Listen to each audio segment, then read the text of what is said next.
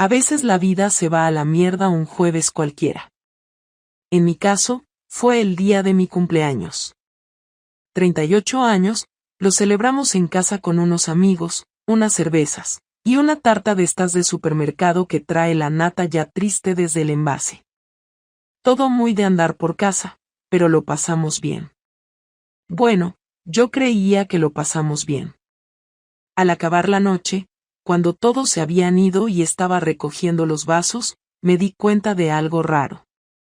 Mi mujer, Clara, no llevaba las bragas. Así tal cual te lo digo. Te juro que no es que me fijara por morboso, es que se agachó a meter algo en el lavavajillas, y la falda, una de esas ligeras, se le levantó un poco. Nada debajo. Y Clara no es de esas. Nunca ha sido de ir sin ropa interior, ni en casa, ni mucho menos cuando hay invitados. ¿Estás bien?, le solté sin pensar, así como quien lanza una caña a ver si pesca algo. Ella se giró y me soltó un sí, porque, como si nada, con una sonrisa extraña, de esas que no terminan de llegar a los ojos. No dije nada. Pero en mi cabeza, el clic ya se había hecho. Esa noche no dormí. Estuve tumbado a su lado, con los ojos abiertos, oyéndola respirar como si no pasara nada. Pero para mí ya todo había cambiado. No por el hecho de que no llevara ropa interior, sino por lo que eso implicaba. No me cuadraba con cómo era ella, con cómo actuaba. Y no pude evitar empezar a tirar del hilo. Pensé en los invitados, en cómo Clara se había comportado esa noche. Todo el rato estuvo muy pendiente de uno en particular, Marcos, un compañero suyo del trabajo. El típico tío simpático que parece que cae bien a todo el mundo. Alto, con esa barba arreglada que parece que se la recortan en un spa de lujo, y siempre contando historias de festivales de música, de surf, de viajes. Muy encantador. Demasiado encantador. Y claro, ahora que lo pienso, me doy cuenta de que ella no paraba de reírle las gracias, de tocarle el brazo al contarle cosas, de llenarle la copa cada vez que se vaciaba. Pero claro, en ese momento yo no veía nada. Era mi cumpleaños, joder. No estaba con el radar encendido. Solo quería pasarlo bien. Al día siguiente, viernes, me levanté pronto como siempre, pero Clara no. Se quedó en la cama, diciendo que le dolía la cabeza. No le di importancia. Me fui al trabajo con esa sensación incómoda, como cuando sabes que te has dejado la puerta abierta, pero no puedes volver a comprobarlo. Todo el día me estuvo rondando lo mismo, ¿por qué no llevaba bragas? Y ahí empecé a notar cosas. No en su móvil, no en su comportamiento digital, que eso es lo que se espera. No. Cosas pequeñas. El bolso que dejaba siempre en el recibidor, ese día lo guardó en el armario de nuestra habitación. La ropa que llevaba puesta la metió directamente en la lavadora, sin dejarla tirada como siempre. Y ni siquiera me dio un beso al salir de casa. El sábado, lo remató, me dijo que se iba a pasar la tarde con su madre, que estaban planeando una escapada de chicas. Me pareció raro porque su madre vive en Cuenca, y no la ve desde hace meses. Le pregunté si iba a llamarla o qué, y me soltó, no, hablamos por WhatsApp. Pero no tenía sentido. Su madre odia escribir, siempre la llama por teléfono. No lo sabía entonces, pero ese fin de semana fue la antesala de lo que iba a descubrir muy pronto. Porque todo lo que empecé a observar después de ese cumpleaños, las pequeñas señales, las incoherencias, me llevaron directo al punto de quiebre. Y no fue a través de un mensaje. No fue con pruebas digitales. Fue algo muchísimo más sucio, más directo, y más jodido. La mañana del domingo me desperté antes que Clara, aunque en realidad ni había dormido del todo. Me levanté sin hacer ruido, bajé a la cocina y me quedé allí, solo, con el café en la mano, intentando ordenar mis ideas. Sabía que algo no encajaba, pero todavía no tenía claro el qué. Esa inquietud rara, esa ansiedad constante, ese malestar que no sabes cómo explicar. No tenía pruebas, pero el cuerpo ya me estaba gritando que había algo podrido en todo eso. Me pasé la mañana sin decir nada, como un mueble más, y ella actuaba normal, o al menos lo intentaba. En un momento, mientras fregaba los platos del desayuno, se me acercó por detrás y me abrazó. Yo me quedé quieto, sin devolverle el gesto. Me dijo algo como te noto raro y yo solo contesté que tenía dolor de cabeza. Ni se molestó en insistir, lo que me confirmó que esa cercanía no era sincera, era más una jugada estratégica, como si quisiera compensar algo que ella sabía que había hecho mal. Esa tarde salí con la excusa de ir a casa de mis padres, pero en realidad fui a dar vueltas en coche, sin rumbo, sin destino, solo para pensar y para estar solo. No podía seguir así, necesitaba saber la verdad. No estaba dispuesto a convertirme en ese tipo de hombre que sospecha durante años sin hacer nada. Tenía que actuar, aunque me doliera. Así que llamé a mi primo David. Él es de esos tipos que se mueven bien en ambientes que no siempre son del todo legales, pero es un tío leal, y siempre me ha ayudado sin hacer preguntas. Le conté por encima lo que me pasaba, sin entrar en detalles. Solo le dije que necesitaba saber con quién andaba Clara, si había algo más. Él no dudó. Me pidió que le diera toda la información que tuviera, horarios, rutinas, sitios donde solía ir, amigos, compañeros. Se lo pasé todo por mensaje. Durante la semana siguiente hice como que todo estaba bien. Me levantaba, desayunaba con Clara, llevaba a Paula a la guardería, volvía por la tarde, cenábamos juntos, y me acostaba con ella como si nada. Pero por dentro, cada gesto suyo lo observaba con lupa. Me fijaba en cómo se maquillaba para ir a trabajar, en si se cambiaba de ropa después de salir de casa, en los mensajes que recibía y no contestaba delante mía, en cómo dejaba el móvil boca abajo cada vez que lo ponía en la mesa. El jueves, David me llamó.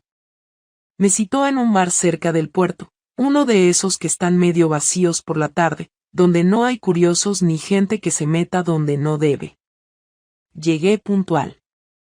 Él ya estaba allí, con una carpeta sobre la mesa y cara seria. Me senté frente a él sin decir una palabra. Me pasó la carpeta. La abrí.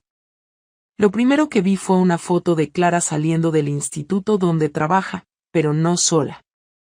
Estaba con Marcos, ese compañero de la fiesta. Caminaban juntos hasta el coche de él. En la siguiente foto, Clara estaba entrando en su coche, mirando a los lados, como si supiera que tenía que asegurarse de no ser vista. Había otras fotos. En una, salían entrando a un hotel pequeño, de esos discretos, cerca del polígono. En otra, salían 3 horas después, con la ropa revuelta y el pelo cambiado. En otra, se estaban besando en el aparcamiento. El corazón me latía tan fuerte que creí que iba a vomitar. Cerré la carpeta. David no dijo nada, solo me miraba. Me preguntó si quería saber más. Le dije que sí. Me contó que llevaban viéndose al menos desde hacía un mes, pero que probablemente era más tiempo. Que quedaban 1 o 2 veces por semana, siempre entre semana, en horario laboral, cuando Clara decía que tenía reuniones en otro centro o cursos. Que nunca usaban los mismos sitios 2 veces seguidas. Que él siempre la dejaba a unas calles de casa, y ella caminaba los últimos metros para que no la vieran bajar de su coche. David también había conseguido grabaciones. Me las pasó por USB. Me dijo que si necesitaba algo más, que se lo pidiera. Volví a casa con la carpeta en el asiento del copiloto y las manos temblando. No tenía ni idea de qué hacer. Estuve 1 hora en el coche, delante del portal, pensando si entrar o no. Finalmente subí. Clara estaba en el sofá, viendo una serie como si el mundo no se estuviera cayendo a pedazos. Me preguntó si todo bien con mis padres. Asentí. Me metí en la habitación y me encerré. Encendí el ordenador, conecté el USB y abrí los vídeos. Vi a mi mujer, mi Clara, la madre de mi hija, besándose con ese imbécil, riendo con él, abrazándolo, follando con él en un cuarto de hotel barato como si tuviera 20 años y no tuviera una familia detrás. No era solo el acto en sí. Era todo. La manera en la que se miraban, cómo le hablaba al oído, cómo se reía como hacía tiempo que no lo hacía conmigo. Eso fue lo que más me dolió. No el sexo, no la traición física. Fue ver que con él era la Clara que yo ya no conocía. Y eso, amigo, eso fue como un cuchillo en la garganta. No dormí esa noche. Me quedé viendo todo, una y otra vez. A las 6 de la mañana, cuando ella se levantó para ducharse, yo ya tenía un plan. No iba a gritarle, no iba a llorar. No merecía que le diera el poder de verme roto. Iba a hacer esto a mi manera. El viernes me levanté como siempre, me duché, me vestí, preparé el desayuno para los 3 y hasta hice un par de bromas flojas mientras Paula untaba la tostada en hojilla, fingiendo una normalidad que por dentro me estaba destrozando. Clara me miraba como si nada hubiera pasado, como si yo siguiera siendo el mismo idiota que le dejaba las llaves del coche y confiaba en que iba a comprar libros para el aula. Noté que me observaba un poco más de lo habitual, como si estuviera intentando descifrar qué me pasaba, si yo sabía algo. Pero no dijo nada. Se limitó a darme un beso en la mejilla y a decirme que esa tarde tenía una reunión con una inspectora de zona. Esa fue la frase exacta, inspectora de zona. Me lo dijo sin temblar, con esa voz suya segura que siempre usa cuando quiere cerrar una conversación antes de que empiece. Yo asentí, me guardé la llave del coche y le dije que no se preocupara, que esa tarde yo recogía a Paula y me encargaba de la cena. Pasé toda la mañana fingiendo que trabajaba, pero la verdad es que no podía concentrarme. Estaba repasando una y otra vez lo que iba a decir, cómo iba a encarar esa mierda.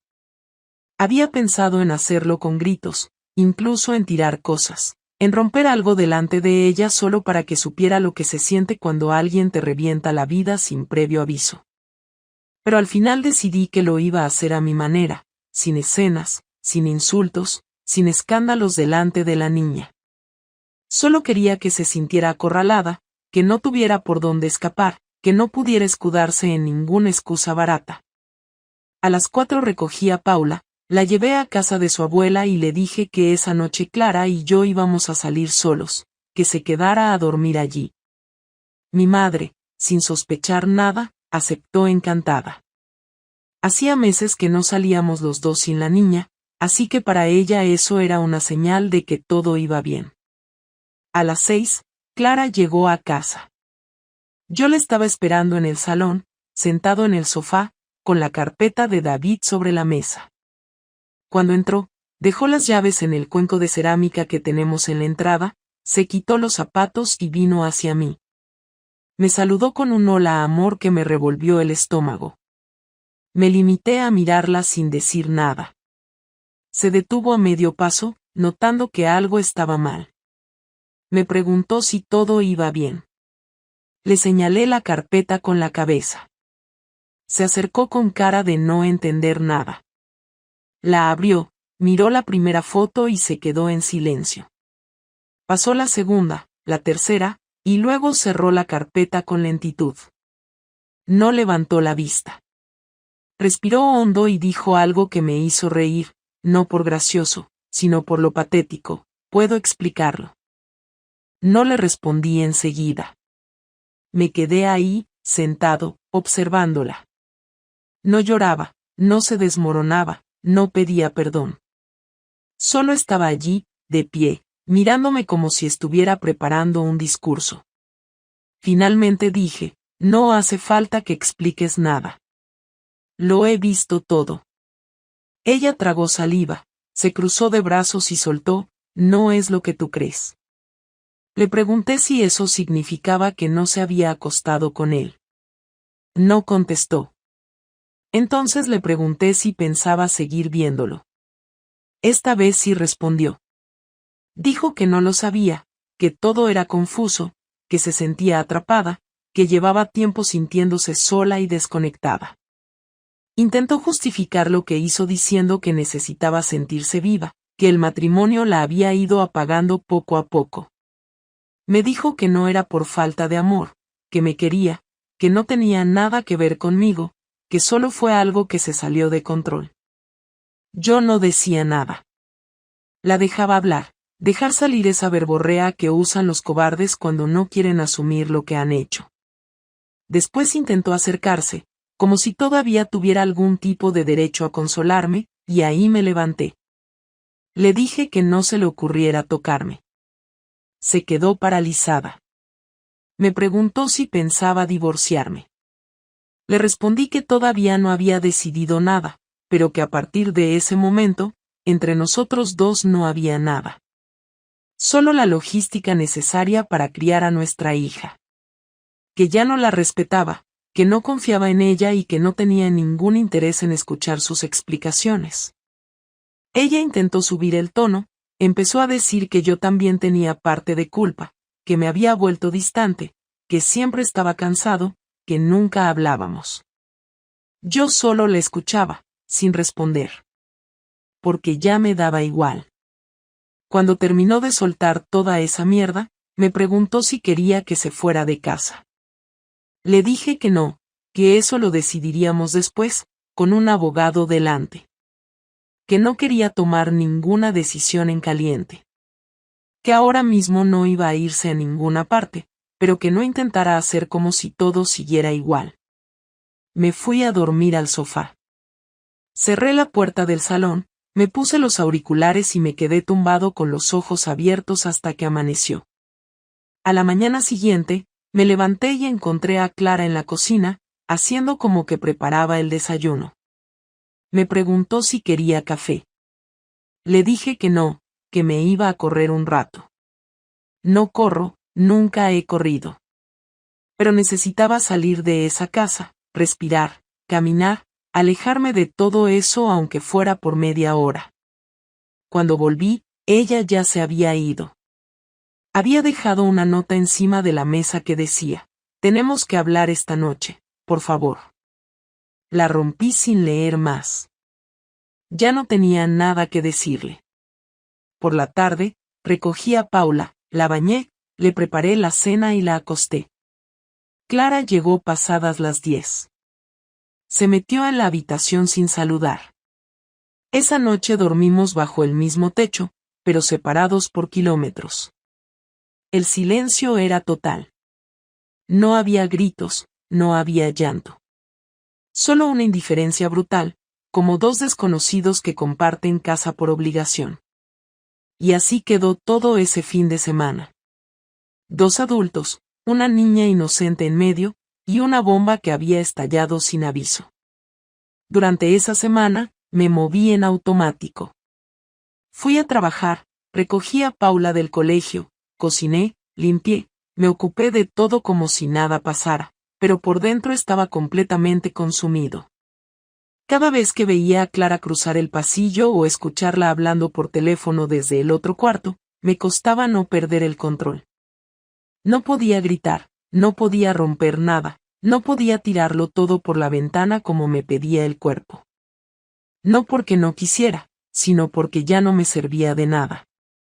El daño ya estaba hecho, las palabras no me iban a devolver el respeto ni la confianza. Y mucho menos iban a devolverme la dignidad que ella me había arrancado escondidas mientras fingía quererme.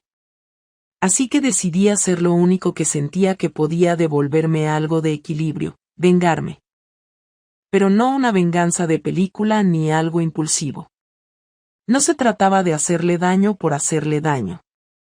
Era algo más práctico. Más silencioso. Más sutil. Me pasé 2 días armando un plan que no implicara romper nada ni gritarle en la cara.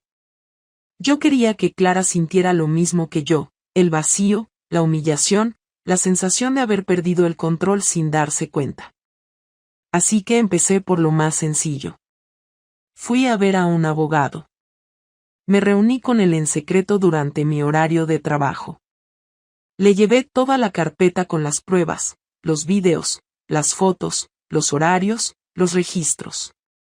El abogado me miró serio durante un rato, luego me dijo que era más que suficiente para poder plantear una separación con ventaja, que eso podía servirme para negociar la custodia y evitar una ruina financiera.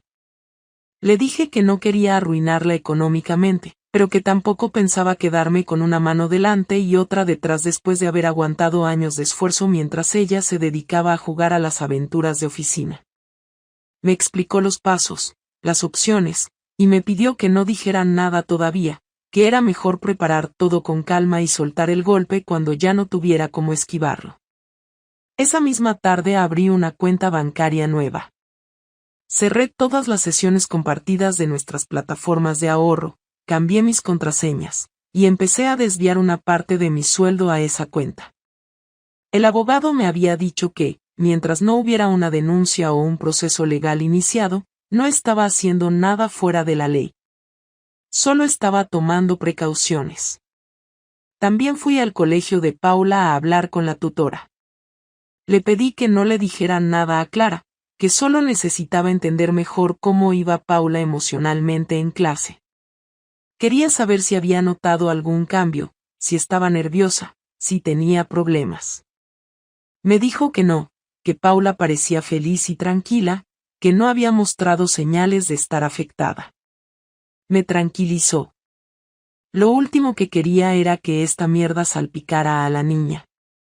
Por eso, todo lo que hacía lo hacía sin levantar sospechas, sin cambiar ni un gramo mi rutina en casa.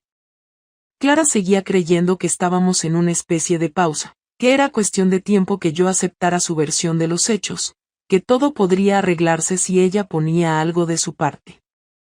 Empezó a portarse como una santa. Me preparaba la cena, me preguntaba por mi día, incluso intentó dormir conmigo una noche. No dije nada, pero me levanté del sofá cuando intentó tocarme. Solo le dije, no me sale. Ella entendió el mensaje.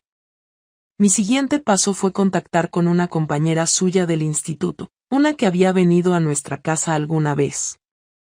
Sonia. Siempre me pareció una tía simpática, directa, de esas que no se callan lo que piensan.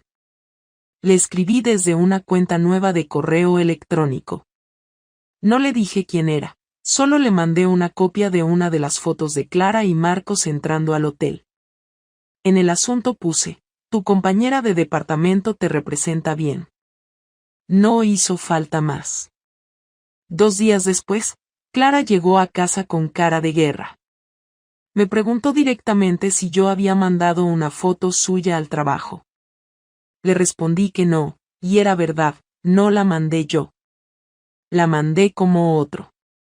Se enfadó, empezó a gritar, a decir que yo estaba jugando sucio, que estaba arruinando su carrera. Le contesté que ella ya lo había hecho sola.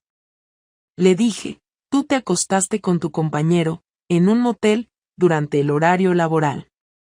Yo solo hice que tus compañeros lo supieran. Durante los días siguientes empezó a recibir miradas raras en el instituto. Sus superiores empezaron a cuestionar sus horarios y sus salidas. Me lo contó ella misma, con rabia, como si yo tuviera la culpa de que sus decisiones tuvieran consecuencias. Yo solo le escuchaba, le servía un café, y seguía con mi día.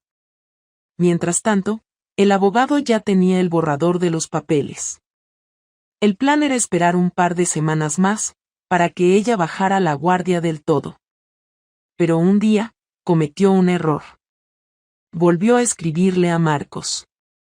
Lo supe porque dejé una cámara pequeña en el salón, escondida entre los libros de la estantería. Grababa en silencio y solo cuando había movimiento. La compré en Amazon. En una de las grabaciones, escuché cómo hablaba por videollamada con él mientras yo estaba en la oficina. Le decía que lo echaba de menos, que no podía dejar de pensar en él, que sentía que me estaba perdiendo por dentro, pero que no aguantaba sin él. Eso fue todo. Ya no había más que pensar. Esa noche no dije nada. Solo imprimí unas capturas, las metí en un sobre y se las dejé encima del desayuno al día siguiente. Cuando bajó y lo abrió, se quedó en blanco. Me miró y dijo, ¿estás vigilándome? Le dije que sí, que desde que me enteré no había dejado de hacerlo. Que no confiaba en ella y que necesitaba pruebas, no promesas. Se echó a llorar. Intentó de nuevo pedirme perdón, decirme que no sabía lo que hacía, que no quería perder la familia. Yo la miré sin decir nada. Le señalé una hoja que había al lado del sobre, el aviso de que en 3 días íbamos a firmar los papeles. Me preguntó si podía hacer algo para evitarlo. Le respondí, podrías no haberte follado a tu compañero. Ya es tarde. Salí de casa, fui a trabajar, y esa fue la primera vez en semanas que sentí algo parecido a paz. El día que fuimos a firmar los papeles, ella llegó con cara de haber llorado todo el camino. Llevaba la ropa que solía ponerse para actos del colegio, como si vestir con formalidad fuera a limpiarla por dentro o a cambiar la imagen que los demás ya tenían de ella. No nos hablamos en el coche, ni en el ascensor, ni en la sala de espera del despacho del abogado. Paula se había quedado en casa de mi madre, creyendo que íbamos a firmar unos papeles del seguro. No quise cargarla con la verdad todavía, necesitaba que todo estuviera hecho y atado antes de sentarme con ella. Clara intentó varias veces mirarme mientras esperábamos, pero yo no le devolví la mirada. Cuando entramos a la oficina, el abogado explicó todo con esa voz de notario que no cambia de tono ni cuando alguien está a punto de romperse. Clara firmó primero, sin levantar la cabeza. Luego me tocó a mí. Cuando firmé, no sentí alivio, no sentí rabia, no sentí nada. Me limité a terminar, guardar mi copia y despedirme del abogado con un apretón de manos. Cuando salimos, ella me dijo que necesitaba hablar, que no podía irse así, que no podía soportar este silencio. Le respondí que no tenía nada más que decirle, que todo estaba dicho, firmado y archivado. Pero insistió, y como no quería montar una escena en mitad de la calle, le dije que íbamos al bar de enfrente, que tenía 20 minutos antes de volver al trabajo. Nos sentamos en una mesa en la esquina, donde no había nadie. No pedimos nada. Me miró con los ojos rojos y dijo que no sabía cómo habíamos llegado a esto. Que en algún momento nos perdimos. Que ella no lo buscó, que no se levantó un día pensando que iba a joderlo todo, que simplemente ocurrió. Yo no le respondí. No porque no tuviera palabras, sino porque ya no me interesaba escucharlas. Entonces me preguntó si alguna vez, durante todo ese tiempo, la odié. Le dije que no, que el odio es para quien te importa, y que ella ya no me importaba de esa forma. Le dije que me dolía, claro, que había noches en las que no podía respirar del asco que sentía, que hubo momentos en los que me imaginé haciéndole daño con palabras, con gestos, pero que todo eso se había ido apagando hasta dejar solo lo que quedaba ahora, indiferencia. Ella se quedó callada, tragando saliva, y dijo que todavía me quería.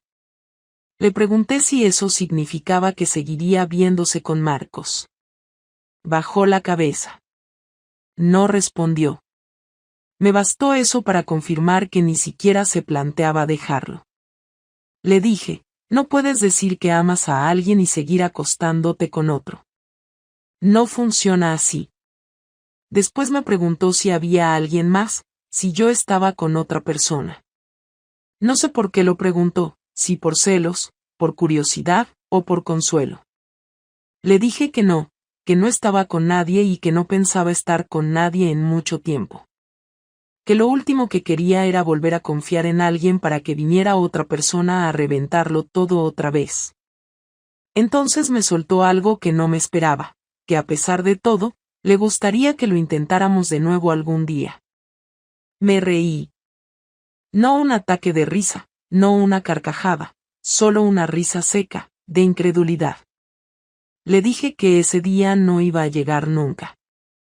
Que ella mató esa posibilidad cuando decidió meterse en la cama con alguien del trabajo en vez de sentarse conmigo a decirme que estaba rota. Que me podría haber dicho que se sentía sola, que no me aguantaba, que estaba aburrida, que necesitaba aire, y lo habría aceptado. Pero que eligió el camino más sucio, el más cobarde, y que eso no tiene vuelta atrás. Ella empezó a llorar. No como quien llora por pena, sino como quien sabe que lo ha perdido todo. No dije nada más.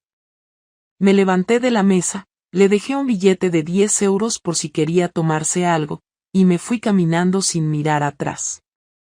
No porque fuera una escena de película, sino porque ya no había nada que mirar.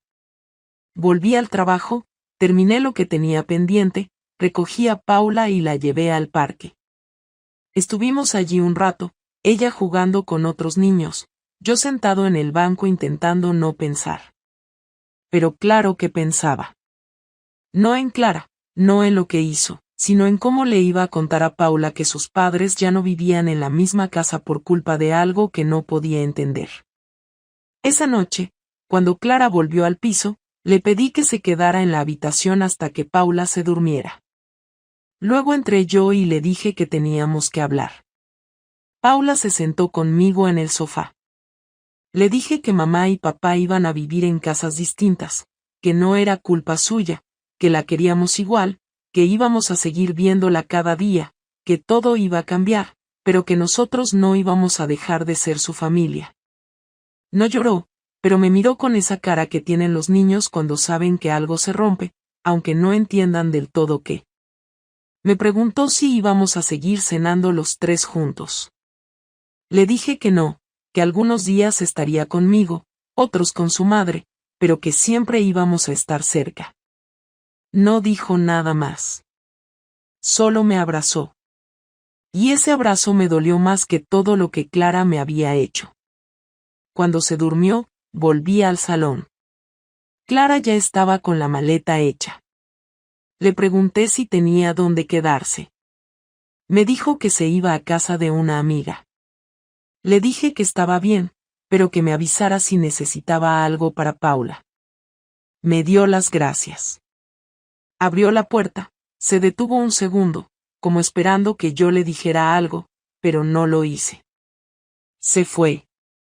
Cerré la puerta, bajé el pestillo, y me quedé ahí de pie, sin moverme, sin pensar, sin nada. Esa fue la última vez que hablamos cara a cara. Después de que Clara se fue, no hubo nada especial, no hubo ruido, no hubo liberación. Solo quedó silencio, una calma densa que no sabía si era alivio o simplemente agotamiento. Me senté en la silla del pasillo, la misma donde dejábamos la mochila de Paula todos los días, y me quedé allí sin hacer nada durante media hora. Ni encendí la tele ni miré el móvil. Esa noche dormí solo por primera vez en mucho tiempo, y no fue como me imaginaba. No fue un descanso ni una victoria. Fue una noche larga, interrumpida por los pasos de Paula y sus preguntas desde la puerta del cuarto, intentando entender por qué su madre ya no estaba en casa. Le dije que estaba en casa de una amiga, que necesitaba unos días. No sabía si mentir era lo mejor, pero no estaba preparado para explicarle la verdad. Pasaron las semanas y poco a poco la rutina se fue recolocando. Me quedé en el piso, por ahora, mientras gestionábamos los trámites legales y las cuestiones de la custodia. Clara venía algunos días a recoger a Paula, la llevaba al parque, al cine, o la dejaba en casa de sus padres, y luego la devolvía a tiempo. No discutíamos. No hablábamos más de lo necesario. No hacíamos ningún esfuerzo por arreglar nada. Lo más curioso es que, aunque había pasado por todo aquello, yo no sentía rabia en ese punto. Sentía una especie de decepción tranquila, como si hubiera llegado al final de un camino y solo quedara mirar hacia atrás para entender lo que aprendí. Y sí, aprendí mucho. Aprendí que confiar ciegamente en alguien no te protege de nada, que no importa cuánto tiempo lleves con una persona si esa persona un día decide dejar de luchar por lo que tienen. Aprendí que los detalles importan más de lo que uno quiere admitir. que las señales existen, que los silencios prolongados no siempre son normales, que las rutinas nuevas casi nunca son inocentes cuando llegan sin explicación. Pero también aprendí que no todo se rompe porque uno lo planea. Que hay decisiones que se toman desde el egoísmo, desde la necesidad de escapar, y que no se pueden controlar ni prevenir. Aprendí a observar sin reaccionar, a escuchar sin responder, a planear sin venganza. Porque lo que más dolió no fue el engaño físico, sino el desprecio emocional. Saber que alguien puede mentirte con una sonrisa mientras mira a tu hija a los ojos y le dice que todo va bien. Con el tiempo, fui reconstruyendo mi espacio. Cambié cosas en casa, moví muebles, guardé fotos, regalé ropa que ya no tenía sentido guardar. No lo hice por despecho, sino porque necesitaba ver algo diferente cada vez que me levantaba. Paula también empezó a adaptarse. Hacía preguntas menos frecuentes, parecía entender que su madre y yo no íbamos a estar juntos, y aunque todavía notaba que a veces se ponía triste, también la vi reír de nuevo, volver a su energía de siempre. Eso me mantuvo en pie. Saber que ella estaba bien fue lo que me permitió seguir. Con Clara, las cosas se estabilizaron. No nos hicimos amigos ni intentamos serlo, pero llegamos a un entendimiento funcional. Ella no volvió a hablarme de Marcos, y yo no le pregunté nunca más. No me interesaba. Lo que hiciera con su vida desde ese momento era problema suyo. Lo mío era otra cosa, cuidar de Paula, reconstruirme, y no permitir que esa historia marcara lo que venía. Porque si algo tenía claro es que no iba a repetir el error de quedarme enganchado a una traición. Un par de meses después de firmar el divorcio, Clara me pidió que habláramos en persona. Acepté, más por educación que por interés. Quedamos en una cafetería cerca del colegio de Paula, a media mañana. Me dijo que se iba a mudar a otra zona de la ciudad, que había encontrado un piso más cerca del trabajo y que quería establecer un nuevo acuerdo de tiempos con la niña. Me pareció razonable. Hablamos de logística, de horarios, de actividades, de cumpleaños. Todo fue civilizado. Antes de irse, me dijo algo que no me esperaba. Sé que no sirve de nada, pero quiero que sepas que me arrepiento de todo. No supe qué contestar. Me limité a asentir. Ya no necesitaba que me pidiera perdón. El arrepentimiento no me devolvía nada. Pasó casi un año desde aquella noche en la que vi por primera vez las pruebas. Hoy, la vida se parece más a algo manejable. No estoy feliz todo el tiempo, pero estoy tranquilo. Trabajo, cuido de mi hija, salgo con algunos amigos cuando tengo ocasión, y he vuelto a dormir sin despertarme a las 3 de la mañana con ganas de romper algo. A veces me preguntan si volvería a enamorarme. No tengo una respuesta clara. No cierro la puerta, pero tampoco la busco. Si llega, llegará. Lo que sí sé es que no volveré a dar nada por hecho. Nunca más voy a pensar que la estabilidad es garantía de nada. Y no lo digo desde la desconfianza, sino desde la conciencia de que nadie es intocable, que las relaciones se sostienen con esfuerzo mutuo, con transparencia, con respeto, y que el día que uno de los dos deja de estar, la estructura entera se cae aunque el otro siga sosteniéndola solo. Hace poco, Paula me pidió que fuéramos los tres al parque, como hacíamos antes. Le expliqué que mamá y papá podían ir al parque por separado, que no hacía falta estar juntos para disfrutar del mismo sitio. Me miró un rato y luego me dijo, no pasa nada, papá. Ya lo entiendo. Pero a veces solo quiero que estemos cerca los dos. Le dije que sí, que podíamos hacer eso. Ese sábado fuimos los tres al parque. Caminamos con ella, la empujamos en el columpio, comimos helado en un banco. No fue incómodo, no fue perfecto. Fue lo que fue. Y cuando llegó la hora de irnos, ella se fue con Clara y me despidió con un abrazo largo. Caminé de vuelta a casa solo, pensando en que, aunque no había sido el final que me imaginaba, tampoco había sido el peor. Había algo que todavía tenía intacto, mi capacidad de rehacerme.